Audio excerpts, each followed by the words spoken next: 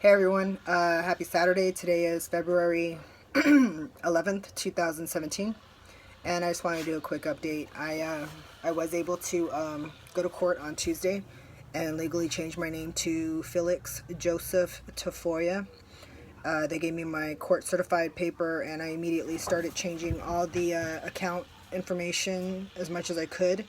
And I went to Vital Records. It turns out that it's a completely different process than I was used to, so I had to get some things notarized and have them send them all my original documentation. So my hope is that I get that back in a timely manner. That way I can get my Social Security and card in process, because I can't get that without the birth certificate. So everything is kind of a catch-22 right now for me. And I have, I think, about 10 weeks still before I even have to request a leave of absence from work. So if everything times out correctly, I should be okay. I should be able to get everything changed and then still proceed with my badge to be changed before I go back to work. And then what else have I been up to? I went to a meeting today. I went to the psychiatrist this morning before my meeting with the trans group that I meet with, and they did tell me that I met my psychiatrist did praise me for proceeding with what I wanted to do. Initially, when I spoke with him, I was not completely committed to the idea of transitioning. All I knew is that I definitely wanted to have the top surgery, but with his guidance and his encouragement, I was able to really profoundly think about the things that I want to do in life, and he actually gave me the little push that I needed to say that I'm going to go ahead and transition, regardless of anybody else's opinions about it.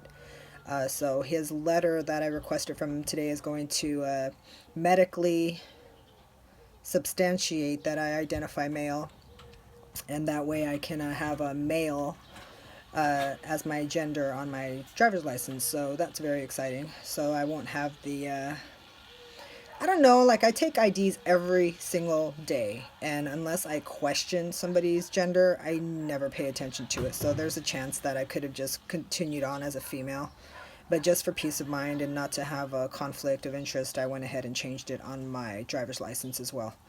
My birth certificate will still reflect female though, because that is how I was born, and I didn't change that, so that in case of emergency, I have original documentation for that. So and then I went to my trans group. It's very therapeutic, you know. I really appreciate going there and meeting up with guys of similar dispositions as myself.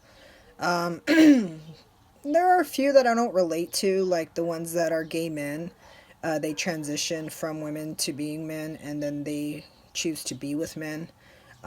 They come from a completely different perspective, but they're still trans men. They still identify as trans men. So, but aside from those individuals, the rest of them are pretty much like myself. They're heterosexual men. They enjoy the presence of female company, and that's it's very nice. I mean, it goes from 30s to some of them are in their 20s, and then there was a trans man sitting next to me that actually started his transition in 1978. That was before I was even born, so it was very interesting to meet him, and I told him I thought it was really awesome that he paved the way for a lot of us to be able to, even if it's still restricted, we still have the opportunity to be trans.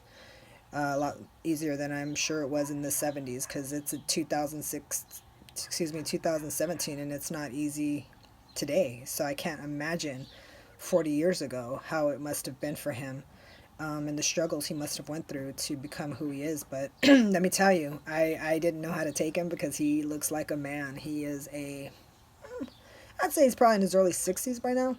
He was an Asian fellow, and he was super nice and adapted and completely stealth. You would have never known. I would have never known that he would have been born female. So, life goals. See how that works out. So, My surgery is around the corner. I am now, what are we, the 11th, so 9 days. 9 days, and I'll have my top surgery, which is something that was a topic in our discussion, and I'm very, very grateful that I have my family. My cousin and my sister are going to be coming and helping take care of me for the more crucial time of my recovery. Um, they're both moms, so you should be able to nurture me as you're watching this. I'm sure you're laughing. Uh, but it's going to be, I think it's going to be a good, we'll make the best of it. We'll make the best of it. So maybe I'll do a video when they're both with me, and that way she can see herself on camera.